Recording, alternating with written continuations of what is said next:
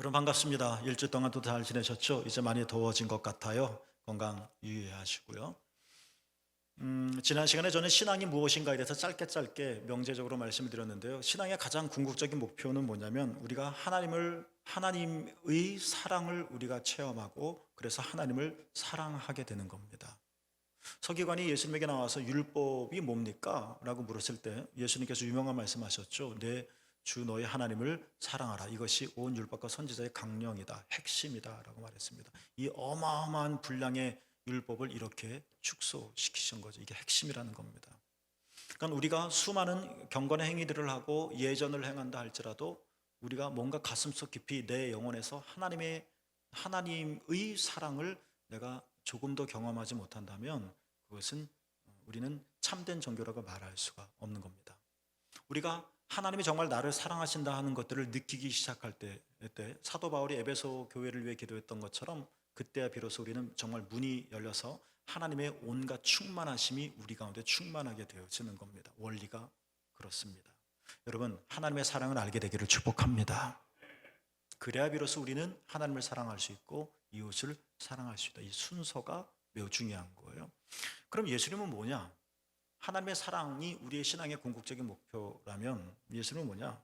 예수님은 로마서 5장 8절에서 바울이 말한 것처럼 예수님은 하나님이 나를 사랑하신다는 확증이 되십니다. 그래서 예수님께서도 나를 본 자가 누구를 보았다? 아버지를 보았다.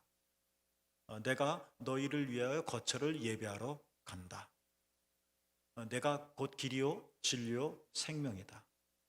오래전에 신구약 중간시대 말라기 시대 때 사람들이 하나님은 언제 우리를 사랑하셨단 말입니까?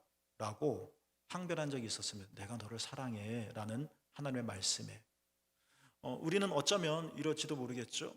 하나님은 나를 사랑하시고 끊임없이 우리를 부르시는데 우리는 그 소리를 그냥 찾고 비껴가는 것 말입니다. 초점이 안 맞아서. 하나님이 나를 왜 언제 사랑하셨어요? 사춘기 아이들처럼 말입니다. 하나님 정말 나를 사랑하세요? 어떻게 알 수 있어요? 주님이 말씀하십니다. 내가 세상을 이처럼 사랑하사 독생자를 주셨다. 예수 그리스도를 본다는 것은 그래서 우리는 하나님의 사랑을 보는 겁니다. 예수 그리스도를 본다는 것은 예수 그리스도는 하나님의 사랑의 실체요. 또 그것을 성경은 하나님의 형상이다라고 골로새서에서도 이야기하고 있습니다. 우리가 예수님을 바라본다는 것은 그분이 얼마나 금빛 머리고 그분이 얼마나 웨이브가 졌는지를 보는 것이 아니라 우리는 그분의 사랑을 보는 겁니다. 하나님의 엄청난 나를 향한 사랑 말입니다. 우리는 하트 모양을 보면서 사랑이라고 하는 이미지를 캐냅니다. 그런 것처럼 우리는 예수 그리스도를 보면 하트의 정도의 문제가 아니라 하나님의 사랑 깊은 곳까지 이룰 수가 있는 겁니다. 그럼 예수님을 믿는다는 것은 뭐냐에 대해서도 말씀을 드렸는데 그것은 가능성도 아니고 지성이면 감천이라는 그런 것도 아니고 한 10,000번만 얘기해봐 말한 대로 돼 신념의 마력도 아닙니다. 이것은 세상 사람들은 믿음이라고 말할 수 있겠지만 그러나 성경은 이것이 우리를 구원하는 믿음은 아니라고 말을 합니다. 우리가 구원받는 믿음은 뭐냐면 예수님을 믿는다는 것은 뭐냐면 그것은 하나님이 예수 그리스도를 통하여서 나를 이렇게 사랑하시는구나 는 것을 내 영혼 깊이 확증하는 거고 체험하는 것이고 신뢰하는 것입니다. 이것이 예수님을 믿는 겁니다. 예수님을 믿는다는 것은 예수님을 위해서 엄청나게 일하는 게 아닙니다. 그것은 후차적인 문제죠. 똑같은 일을 하더라도 어떤 사람은 즐거워서 하는 경우가 있고 어떤 사람은 강제로 시켰기 때문에 매맞기 싫어서 하는 사람이 있을 겁니다. 속은 다릅니다. 그런 것처럼 우리가 똑같이 하나님의 일을 하더라도 정말 하나님의 사랑에 예수 그리스도를 통해 나타난 하나님의 완전한 사랑에 내가 이끌려서 그리스도의 사랑이 나를 강건하시는도다 하는 것과 그냥 해왔기 때문에 하는 것과 안 하면 안 되니까 하는 것하고는 다른 겁니다. 예수님을 믿는다는 것은 뭐냐라는 겁니다. 그리고 우리가 진짜 예수님을 믿습니다 할 때 정말 하나님이 나를 사랑하십니다 라고 내 영혼 깊이 끌어올려 고백할 수 있게 될 때 비로소 우리는 바울이 로마서 14장 17절에서 말한 것처럼 하나님 나라가 뭐냐? 하나님 나라는 성령 안에서 의와 평강과 희락 이것들을 경험하는 것이다. 이것이 신앙을 기독교 신앙 우리의 고백들을 좀 아주 간소하나마 순서적으로 정리한 거다라고 말씀드릴 수 있을 것 같아요. 여기에 한 가지가 더 있습니다. 이 한 가지는 지금 말씀드렸던 하나님, 성령님, 예수님, 그다음에 믿음, 그다음에 하나님 나라 그 결과 이거에 비해서 중요한 것은 아니지만 그 신앙을 갖고 있는 이 신앙을 온전하게 유지하기 위해선 필요한 건데요. 제가 강릉에 온 지 거의 20년이 훨씬 넘었죠. 강릉에 와서 서울 토백이인 제가 배운 게 한 가지가 있어요. 그것은 바다색이 늘 똑같지 않다는 겁니다. 저는 바다는 늘 파랗다고 생각을 했습니다. 근데 실제로 동해에 와서 바다를 보니까 날마다 다르더라고요. 어쩔 땐 정말 잿빛 바다도 있고 어쩔 때는 에메랄드색의 정말 예쁜 바다 색깔도 있습니다. 나중에 알았죠. 바다 색깔은 하늘색에 따라서 영향을 받는다는 것을 말입니다. 그러니까 하늘의 빛깔이 어떠냐에 따라서 바다의 색깔도 우리 눈에 달리 보이더라 하는 겁니다. 여러분 이렇습니다. 바다의 고유의 색깔이 있겠죠. 그런데 이 바다의 고유의 색깔은 하늘의 색깔 따라서 이렇게 되기도 하고 이렇게 되기도 하는 것처럼 우리가 보다 더 활기찬 신앙생활을 하게. 나 예수 믿는데 이렇게 무거울까 걸음이. 나는 날마다 기도하는데 난 이렇게 가슴이 답답할까.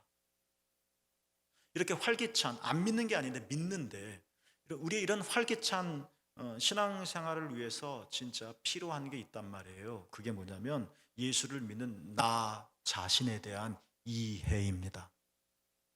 이거 없으면 안 됩니다. 내가 나를 어떻게 이해하느냐, 하늘 색깔이 어떠냐에 따라서 바다 색깔이 정해지듯이 내가 나를 어떻게 생각하고 있느냐가 내가 고백하는 하나님을 결정한다는 겁니다. 이 하나님의 이해가 올바르다는 이야기가 아니라 진짜 하나님이 있어요. 진짜 바다색이 있듯이. 그러나 내가 만들어낸 하나님, 예수님, 신앙이 있다는 겁니다. 그래서 우리는 신앙이란 뭐냐, 마치 하나님 또는 예수 그리스도라고 하는 거울을 통해서 우리는 거울을 통해서 거울을 보는 게 아니라 나를 봅니다. 그렇잖아요? 거울이 어떻게 생겼는지는 두 번째 문제고 거울에 비춰진 나를 보는 거잖아요. 그래서 옷 매무새, 머릿결 만지잖아요. 그런 것처럼 하나님, 예수 그리스도라는 거울을 통해서 신앙이란 뭐냐? 나를 바로 세워나가는 겁니다. 이 작업이 없으면 우리는 끊임없이 하나님을, 신앙을 왜곡하게 됩니다. 하나님을 만들어낸단 말입니다. 구약 성경의 수많은 우상 숭배자들, 이스라엘 사람들, 그들이 하나님 등진 거 아닙니다. 하나님 섬겼습니다. 그런데 우상도 섬겼습니다. 시내산에서 황금 성화제를 만들었는데 이 황금 성화제는 우리를 애굽에서 구해내렸다라고 말을 합니다. 우리가 여호와의 절기를 지키자라고 말합니다. 하나님은 믿습니다. 그런데 그 하나님은 자기가 만들어낸 하나님입니다. 우상이 되는 거죠. 이게 우상입니다. 이게 이스라엘 사람들만이 아니라 저에게도 마찬가지죠. 이런 게 깊숙이 나도 모르게 숨어 있단 말입니다. 그러니까 우리는 성경을 묵상하면서 두 가지 질문을 항상 해야 합니다. 그렇죠? 첫 번째는 큐티를 하면서 두 가지 질문을 항상 해야 돼요. 그리고 답을 해야 됩니다. 첫 번째는 하나님이 누구시냐 발견해야 됩니다. 두 번째는 뭡니까? 그럼 그 하나님 앞에서 나는 누구냐를 찾아내야 됩니다. 이 두 질문이 큐티 속에서 항상 있어야 됩니다. 그래야 하나님 이런 것이구나, 이런 분이구나 라고 우리가 알고 이 황홀함 속에 빠졌을 때 그분 앞에 내 자세를 다시 자리 잡아나가는 거예요. 그래야 하나님을 계속 그 하나님으로 고백해 나갈 수가 있는 거예요. 오늘 본문은 부활하신 예수님께서 제자들에게 나타나셔서 네 번째로 하신 말씀입니다. 읽어볼까요? 너희가 누구의 죄든지 사하면 사하여질 것이요 누구의 죄든지 그대로 두면 그대로 있으리라. 여러분 이 말씀을 우리가 먼저 좀 잘 이해해 봅시다. 이 말씀의 의미가 아닌 것 먼저 말해 보겠습니다. 그것은 예수님의 말씀은 타인의 죄를 내가 마음대로 용서할 수도 있고 용서하지 않을 수 있다는, 타인보다 내가 더 대단한 어떤 자격과 권리를 가지고 있다는, 소위 건방 떠는 듯한 그런 말씀이 결코 아닙니다. 야, 너는 누구의 죄를 사할 수 있어. 너가 사하지 않으면 안 사하지도 않아. 너가 이런 사람이야. 거짓된 자존감에 빠지게 하는 말씀이 아니라는 겁니다.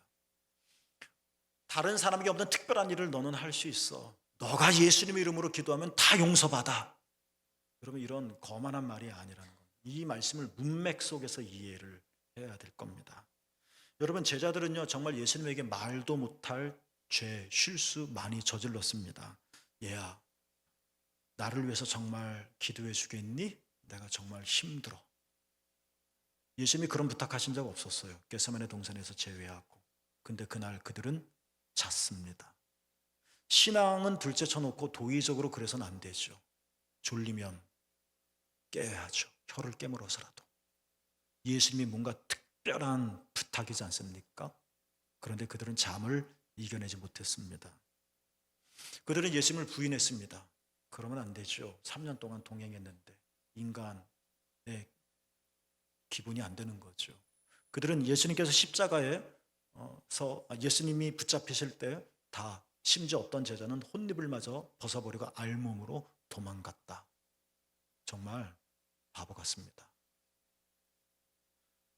십자가에 달렸던 그 자리에 몇몇 제자들을 빼고는 다 흩어졌습니다. 도대체 믿을 수가 없습니다. 여러분들이라면 그 제자들을 다시 찾아오겠습니까? 여러분들이라면 그 제자를 다시 부르겠습니까? 일을 맡기겠습니까? 그런데 예수님이 지금까지 제가 주일날 설교했었던 내용이죠. 그들을 19절 찾아오셨습니다. 그냥 남 얘기라고 생각하지 말고 한번 여러분 자신이라고 생각해 보죠. 내가 정말 가고 싶은데 못 갑니다. 저질러 놓은 일이 있어서. 가고 싶은데 못 가요. 근데 그분이 오셨습니다.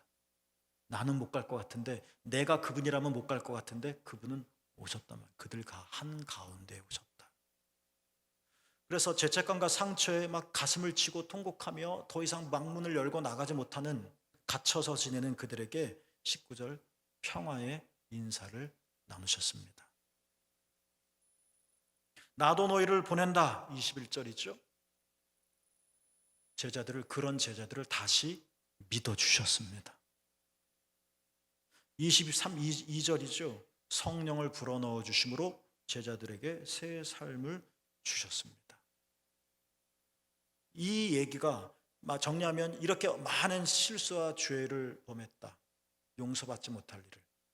그런데 예수님께서 찾아오셨고 평화 인사를 하셨고 믿어주셨고 성령을 넣어주셨다. 용서해 주셨다는 거죠. 받아주셨다는 거죠. 그리고 나서 23절 말씀이 나옵니다.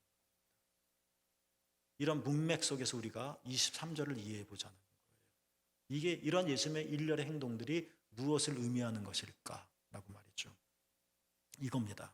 제자들은 너희가 누구의 죄든지 사하면 사하여질 것이요 누구의 죄든지 그대로 두면 그대로 있으리라 라는 명령을 받고 그 명령을 수행하기 앞서 제자들은 먼저 이렇듯 주님에게서 용서를 받은 자들입니다. 그리고 이들은 이러한 용서를 받을 때 내가 어찌할 수가 없어서 갇혀있는, 근데 나를 받아주시고 용서해 주셔서 내 삶을 다 풀어주신 이 놀라운 용서받은 자의 경험 있겠죠? 이 경험을 가지고, 그게 22절까지 이 경험을 가지고 이제 23절 본문, 이제 너희도 나가서 내가 너희를 보내노라 하셨으니까 나가서 누군가를 만나고 어떤 일을 겪을 텐데 죄든지 사하면 사하질 것이요 누구의 죄든지 그대로 두면 그대로 있으리라. 너의 이 용서받은 일과 이 용서받음이 너에게 일으킨 이 놀라운 변화, 너의 앞으로의 사역 속에서 똑같이 용서함으로 같은 변화가 이후에도 계속 일어나야 할 것이고 일어날 것이다 라는 말씀이라는 겁니다. 야, 내가 이제 예수님의 부름을 다시 받아서 나는 완전해, 내가 사해줄게 라는 그런 단순한 교만한 그런 말이 아니라, 내가 예수님의 용서를 받았고 그래서 그 용서로 내가 이런 변화를 얻었고 내가 수많은 일들을 겪고 수많은 사람을 만날 텐데 거기서 이것들을 성경의 표현대로 용서라고 하는 행동을 함을 통해서 그 사람도 뿐만 아니라 나 자신도 이후에 계속 변화되어지는 경험, 일들을 주님께서 23절에 명령하신 거라는 겁니다. 저도 23절 말씀을 이해하기는 참 쉽지 않았습니다. 말뜻은 알겠는데 이게 도대체 신학적으로 성경적으로 무슨 의미일까 이해 참 어렵죠. 그래서 이걸 다양한 성경책을 펼쳐서 읽어봤습니다. 영어 성경도 읽었는데 뭐 영어 성경도 버전이 많으니까 뭐 이 성경 저 성경 저 성경 다 찾아서 비교해서 읽어봤죠. 제가 신학자는 아니라서 정확하게 캐치할 수는 없겠지만 유진 피터슨이 쓴 더 메시지라고 하는 그 현대어적으로 번역된 책도 있는데 거기서도 그렇게 되어 있더라고요. 종합해 보니까 이렇게 개인적인 번역이다라고 감히 말씀드리기는 없겠지만 23절의 내용은 대충은 아닙니다. 이건 생략. 23절의 의미는 이런 겁니다. 너희가 이제 내가 너희를 세상에 보낸다. 이제 보냄받은 너희잖아요. 너희가 어떤 죄들을 용서할 때 그 죄들은 사라져 없어질 것이다. 너희가 어떤 죄들을 용서하지 못할 때 그 죄들은 그대로 남아있을 것이다. 이런 의미인 것 같아요. 이런 의미로 바꿔서 풀어갈 수 있을 것 같아요. 그러니까 예수님께서는 23절에서 용서란 뭐냐라는 용서에 대한 정의를 말씀하신 것이 아니라 그 용서가 가져다 주는 결과에 더 주목하셨다는 겁니다. 너희가 용서하면 그 죄를 용서하면 그 죄들이 없어질 것이다. 그런데 이것들을 용서하지 못하고 전전긍긍하고 있으면 그 죄가 너희들에게 여전히 남아있을 것이다. 그런 뜻이라는 거예요. 어느 대학 교수가 있었죠. 워낙 내성적이었습니다. 근데 또 공부는 잘했고 또 강의도 잘해요. 그러니까 외부 초청을 많이 받죠. 근데 이 사람이 워낙 내성적이다 보니까 강의 때마다, 외부 강연 때마다 청중들의 반응에 매우 힘들었다고 합니다. 이 사람들의 간증이 그래요. 자기는 최선을 다해서 준비했는데 내 강의를 듣는 이 회중들이 팔짱을 끼고 있거나 나하고 눈을 마주치지 않거나 뭐 또 눈을 감고 있거나 이런 사람들을 보면 누가 뭐라고 말하잖아요. 본인이 저 사람은 내 강의를 좋아하지 않는구나. 저 사람은 내 강의에 매력 없게 느끼는구나 라고 생각하면서 이 사실에 대해서 정말 견딜 수 없을 만큼 많이 괴로웠대요. 근데 어느 날 내가 자기도 너무 힘드니까 하나님 이거 뭡니까? 왜 사람들은 이렇게 반응을 보이는 거죠? 하고 기도하는데 하나님께서 그 교수 내면에 이렇게 말씀하신 것 같은 느낌을 받았다는 거죠. 야, 이번 강연에서 내가 너를 지지해줄 최고의 청중 2명을 꼭 보내줄게. 신실한 이 교수는 이 하나님의 말씀을 정말 찰떡같이 믿고 이제 곧 있을 강연에 기대가 생겼다고 해요. 그날이 되었죠. 강의를 했죠. 평소대로 잘했어요. 그런데 그날도 회중의 반응에 진땀을 흘렸습니다. 힘들었죠. 그래서 막 이제 화가 났어요. 하나님 아무도 없잖아요. 누가 박수를 쳤어요. 실제로 박수 친 사람 아무도 없었거든요. 회중의 반응은 여전히 똑같았어요. 하나님 말씀에 틀렸다고 말하는 거죠. 속이 부딪히니까. 근데 하나님이 이렇게 말씀하시는 것 같더라고요. 야, 못 봤어? 라고 말이죠. 하나님 어디 있어요? 아무도 박수를 안 치던데요.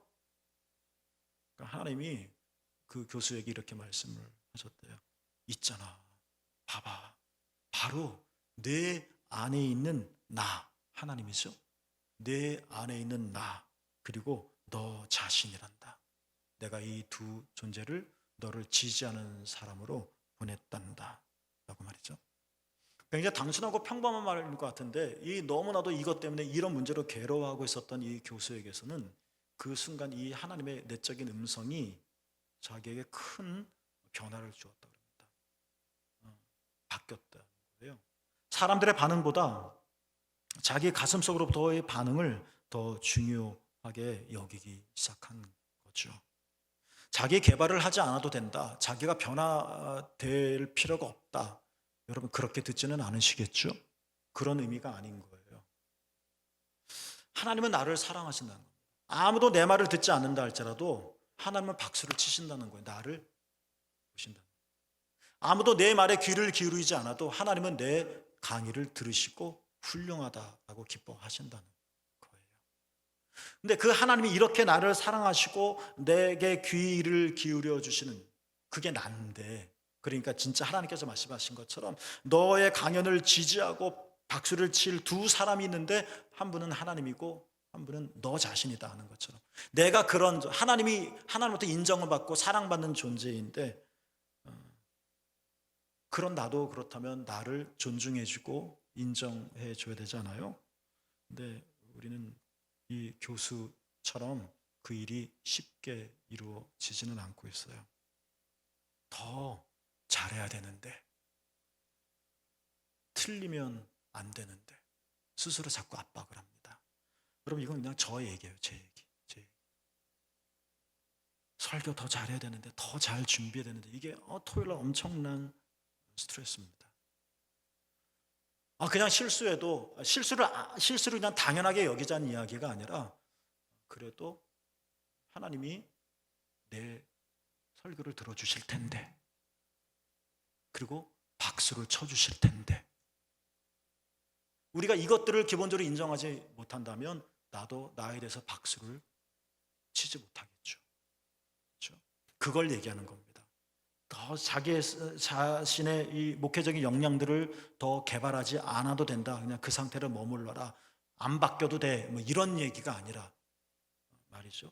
나를 바꿔야 되는 것은, 변화시켜야 되는 것은 당연한 이야기지만, 그것 때문에 내가 부딪히고 나를 이 교수처럼 괴롭게 한다면, 그렇죠?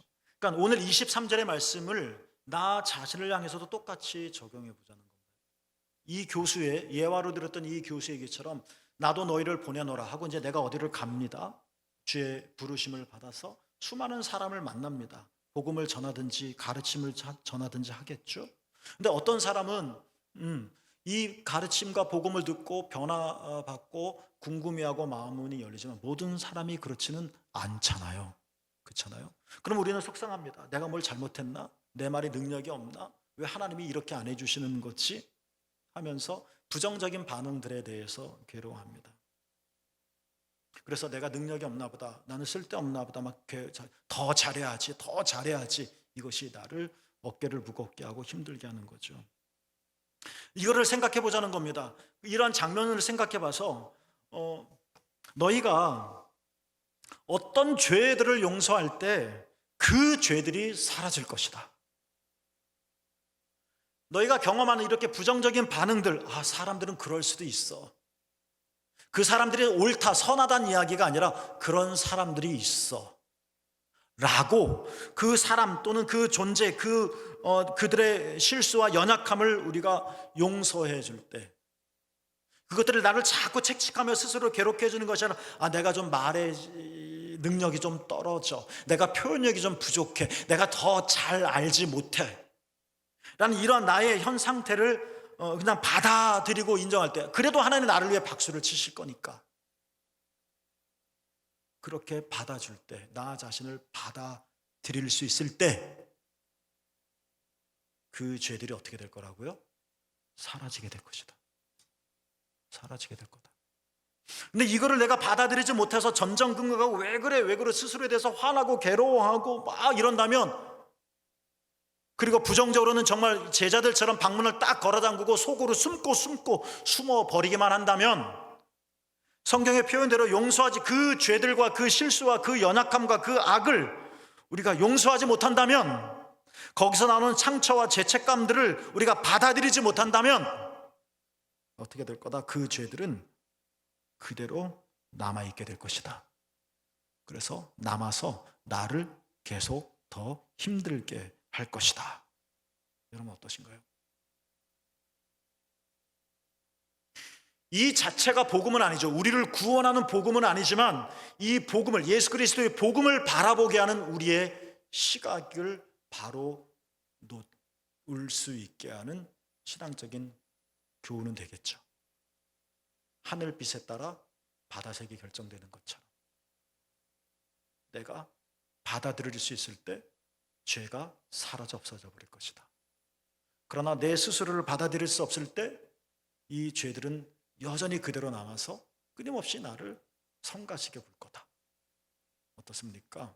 나의 하나님은, 나의 주님은, 나의 신앙생활은 말입니다. 스콧 니어링이라고 하는 사람이 있는데요. 이 사람이 쓴, 그 아내 헨리 니어링이라고 하는 사람하고 같이 쓴 조화로운 삶이라고 하는 책이 있습니다.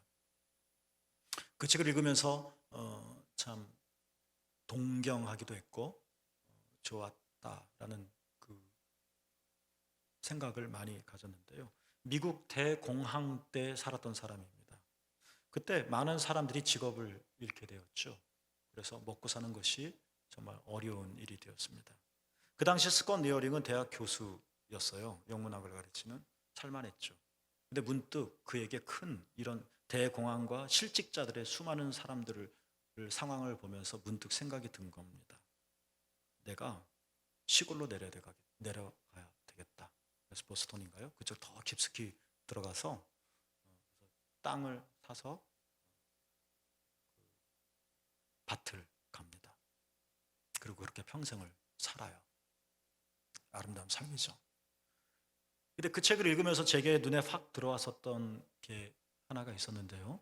번역본에 이런 말로 나와 있습니다. 자기가 왜 시골로 들어갔는지 그의 주된 이유가 있었는데 이것은 이런 단어가 나와요. 독립된 경제, 이런 단어가 나옵니다. 이게 뭡니까? 나는 계속 이 직장에 다니고 싶어요. 그런데 공황이라고 하는 미국의 상황이 나를 쫓아냅니다.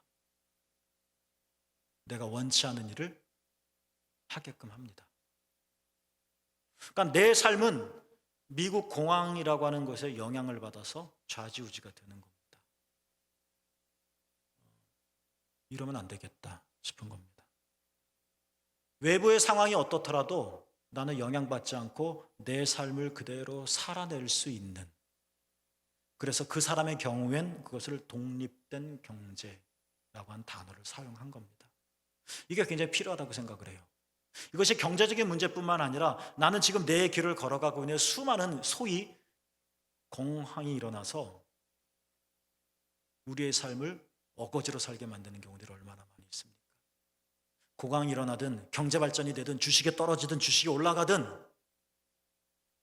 우리 회사가 잘 되든 우리 회사가 안 되든 물건이 많이 팔리든 팔리지 않든 자녀가 이렇게 되든 저렇게 되든 상관없이 이 내 외부의 조건에 내가 독립되어져 있는 삶. 여러분 어떠신가요? 우리는 독립이 아니라 얼마나 의존적이고 영향을 많이 받고 있는 삶을 사는 건가요? 오늘 23절 말씀도 세상을 향해서도 똑같이 적용될 수 있을 것 같습니다. 여러분, 이 세상에는 여러분이 저보다 더 깊이 공감하고 저보다 생활을 하시는 분들이시니까 제가 보기에도 그런데 여러분 직접 피부로 경험하시겠죠. 느끼잖아요. 이 세상이요, 공의롭지 않아요. 공의롭지 않다고요. 정의로운 모습도 많이 보죠. 정말 하나님을 대적하고 목회자들을 악하게 하고 교회를 아주 무너뜨리는 사람들, 우리는 수많은 말을 들어요. 그 사람들이 망할 거다. 아니요, 망하지 않고 잘 산 사람 많아요. 망한 사람도 있지만 이걸 어떻게 설명하겠어요? 그 사람들의 악행 때문에 내가 이런 고통을 받고 있는데 하나님께서 정말 그 사람을 짓밟아 주었으면 하나님의 공의가 살아날 것이고 나도 인정할 것이고 나도 내 삶을 회복할 것 같은데 내 아픔은 그대로 참을 수 있겠건만 나에게 이런 일을 행한 저 사람은 나보다 더 잘 사는 걸 보면 굉장히 분노가 치솟습니다. 그렇지 않나요? 세상은 불이에요. 우리 삶에는 모순이 가득합니다. 신실한 사람이 목회 진짜 어렵게 해요. 저도 친구한테 들었는데 크게 목회하는 어떤 친구에게 다른 더 아주 똑같이 훌륭하고 정말 목회 열심히 하는 그 목사님이 대형교회 친구 목사님에게 찾아가서 야, 나도 열심히 하고 나도 미안하지만 너처럼 이렇게 능력을 잘 발휘한다고 생각하는 왜 내 목회는 이렇게 안 되니? 물었대요. 실화예요. 그랬더니 그 큰 목회라는 친구가 작은 목회하는 친구에게 이렇게 말했대요. 너는 착하잖아. 착해서 안 되는 거예요. 착해서 모진 말을 못하는 거예요. 막 휘둘러야 되는데 부목사, 전도사 막 휘둘러야 되는데 교인들을 휘둘러야 되는데 착해서 못하는 거예요. 이거 여러분 웃어야 됩니까? 울어야 됩니까? 바울이 말했잖아요. 로마서 8장 22절에 모든 피조물이 신음하고 있다. 해산의 고통을 겪고 있다. 타락한 이 시대 모순과 불의로 가득한 부조리로 가득한 이 시대를 바울 시대의 언어로 이렇게 표현한 것 같아요. 우리가 분명히 내가 너희를 보내노라 하고 우리가 세상으로 나갈 때 이 허다한 이러한 세상들을 겪게 될 텐데, 감리교 신학대학 선지동산에 탁 올라갈 땐 여기에 뭔가 하나님 나라가 있을 것 같다고 생각했습니다. 목회할 때 야, 그래도 교회인데 부푼 꿈이 있었어요. 거기도 다 사람 사는 곳이더라고요. 이거 어떡합니까?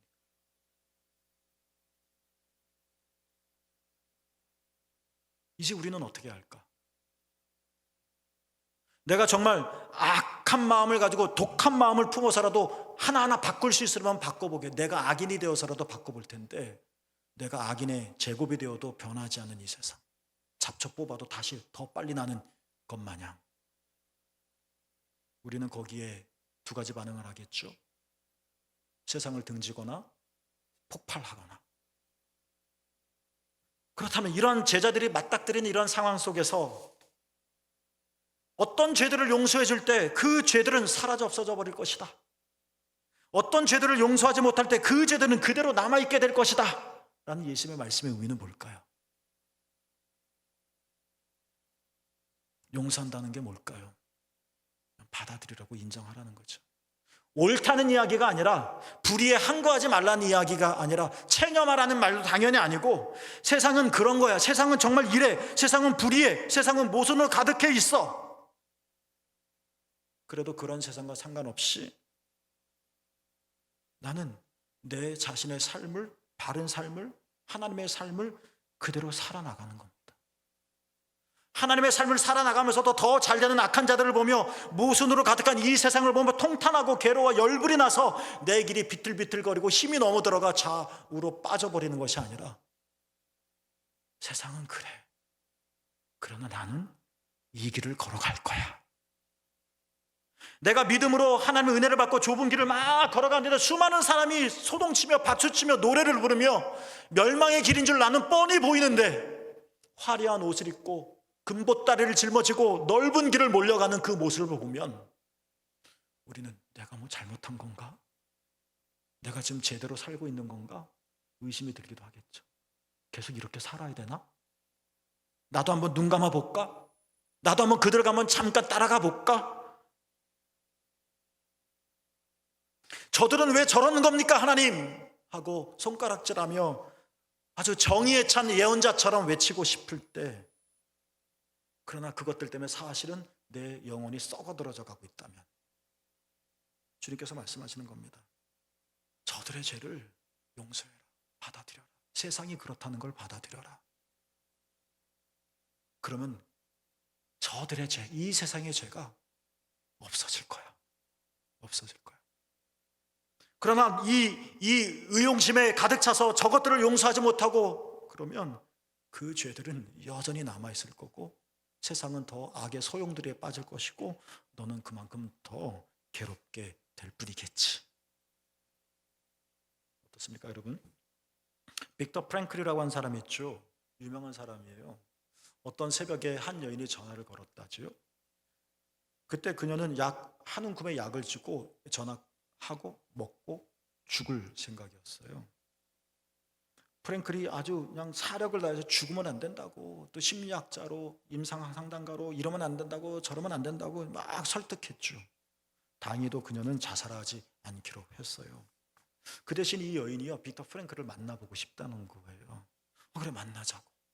그러면서 프랭클이 궁금했어요. 도대체 이 여인은 내가 한 어떤 말로 자신의 자살할 마음을 멈췄던 걸까? 나의 어떤 말이었을까? 무척 궁금했던 거예요. 만났죠. 물어봤어요. 대답했죠. 여인의 대답이 의외였어요. 이렇게 말했다잖아요. 선생님이 무슨 말을 했는지 전혀 기억이 안 나요. 황당한 거예요. 나는 뭔가 말을 해서 그 말에 이 사람이 확 생각을 바꿔버린 줄 알았는데, 전화로 했으니까 선생님의 얼굴도 모르는 것처럼 선생님의 한 말도 하나도 기억을 못해요. 제가 자살할 마음을 바꾼 것은요, 얼굴도 모르는 이 여자가 밤늦게 전화해서 죽겠다고 말을 하는데도 전혀 싫은 기색이 없이 애쓰시는 선생님을 생각하니 이런 사람이 있는 세상이라면 아직은 살아볼 의미가 있다는 생각이 들었을 뿐이에요. 싱겁나요? 뭔가 기적 같은 일이 있으면 좋겠다 생각하셨나요? 이런 세상 때문에 못 살겠다, 나 죽겠다라고 했던 여인이 이런 세상에 이런 사람이 있다는 생각이 들어서 살겠다는 거예요. 여인이 말한 이런 사람이 있단 말이에요. 우리는 믿잖아요. 그분이 누구세요? 우리의 주님이시지 않습니까? 세상이 개떡같이 흘러가도 이런 분이 계시다. 세상이 나에게 한없는 화살을 쏴대도 나에게 관심이 없어도 이런 분이 계시다. 이런 분하고 우리가 통화만 할 수 있으면 우리는 자살이 아니라 살자가 되겠죠. 정말 주님이 그러셨잖아요. 기도 좀 해줘. 근데 잠잤던 자들, 부인했던 자들, 뿔뿔이 흩어져 도망갔던 치사하고 비열한 자들, 세상이 다 그래요. 그래도 주님이 그런 제자들에게 찾아오셨잖아요. 평화의 인사를 나누셨잖아요. 믿어주셨잖아요. 성령을 불어넣어 주셨잖아요. 받아주시고 용서해 주시고. 세상은 거꾸로 돌아가는 것 같고 세상에 말도 안 되는 것 같고 사람들이 정말 왜 그러는 거야? 저렇게 모진 말을 해놓고도 태연하게 살 수 있는 거야? 세상은 그래요. 좋은 사람도 많지만 사랑을 하게 되면 평소에 관심 없던 것들도 사랑하게 된다죠. 내가 좋아하는 여자나 파란 옷을 입었으면 나 파란색 별론데 그때부터 파란색이 좋아지는 것처럼 말이에요. 세상이 아름답기에 세상이 아름다운 것이 아니라 이 세상에 하나님이 계시기 때문에 세상이 아름다운 것이지 않을까요, 여러분? 우리가 하나님의 용서와 사랑을 알게 된다면 모든 것이 다르게 보일 거예요. 세상이 이래요. 사람들이 이렇죠. 그런데 여기에 이런 분이 계세요. 우리 주님이 계시단 말입니다. 그러니까 이 세상을 받아들이자는 거예요. 이렇게 받아들일 수 있을 때 사라져 없어져 버릴 것이다. 그 죄들이. 부당한 삶과 세상에 이분이 계십니다. 하나님이 계십니다. 우리 주님이 계십니다. 늘 눈이 떠 나를 용서해 주시고 찾아오신 주님을 우리가 바라볼 수 있을 때 하나님이 잘하시겠다. 나는 여전히 좁은 길을 걸어가지만 나를 생명으로 이끌어 주실 것이다. 저 미래의 결과만이 아니라 지금 현재 걸음의 의미를 잘 주님께서 부여해 주셔서 걸음에 활기가 있게 해 주시겠죠. 여러분, 이 세상에 그리고 이러한 나 안에 바로 이런 분이 계십니다. 우리의 고백하는 주님이신 거예요. 우리 아름다운 삶을 만들어갈 수 있지 않겠습니까? 여러분, 예수님의 말씀이 정말 옳지요. 용서해 줄 때, 그 죄들을 용서해 줄 때 그 죄들은 사라져버릴 것이다. 여러분 안에 이 크신 은총이 있기를 축복합니다. 기도하겠습니다. 하나님,